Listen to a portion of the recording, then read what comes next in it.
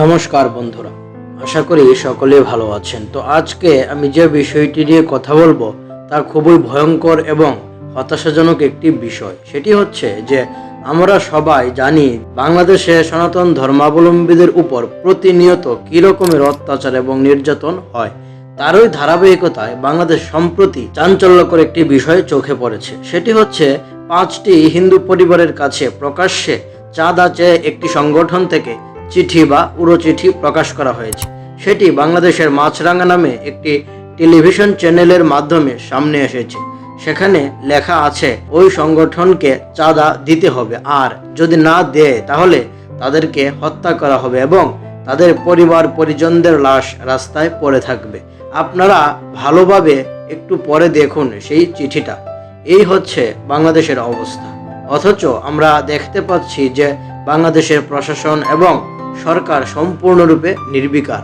তারা এই ঘটনাগুলোর কোনো সঠিক তদন্ত করে দোষীদেরকে শাস্তির মুখোমুখি করছে না, যার ফলে বাংলাদেশে হিন্দুদের অস্তিত্ব হুমকির মুখে পড়েছে।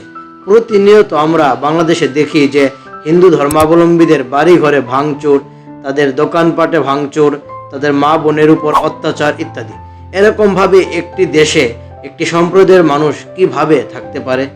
সরকার এবং প্রশাসনের উচিত এগুলোর সঠিক তদন্ত করে এই সমস্ত হুমকি চিঠি বা অত্যাচার বন্ধ করার ব্যবস্থা করা, এবং সনাতন ধর্মাবলম্বীদের উচিত ঐক্যবদ্ধভাবে থেকে নিজেদের মধ্যে বিভেদ না করে এগুলোর প্রতিবাদ করা এবং নিজেদের সন্তান, বিশেষ করে মেয়েদেরকে ঠিকভাবে রাখা, যেন কেউ তাদের উপর কুদৃষ্টি দিতে না পারে।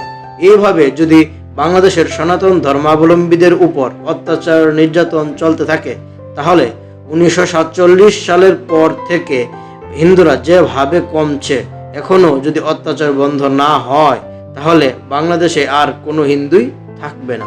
তাই প্রশাসনের এবং সরকারের কাছে বিনীত অনুরোধ, বাংলাদেশের হিন্দুদের রক্ষায় তারা যেন যথাযথ ভূমিকা পালন করে, এবং হিন্দুদেরকে বলবো আপনারা বিষয়গুলোকে নিয়ে ভেবে নিজেদের রক্ষার চেষ্টা অবশ্যই করবেন এবং ঐক্যবদ্ধ থাকবেন। তো আজকে এই পর্যন্তই, কথা হবে পরবর্তী এপিসোডে, এবং ভিডিওটি ভালো লাগলে শেয়ার করে অন্যদের সচেতন করতে পারেন। ধন্যবাদ সবাইকে। নমস্কার। ওম শম।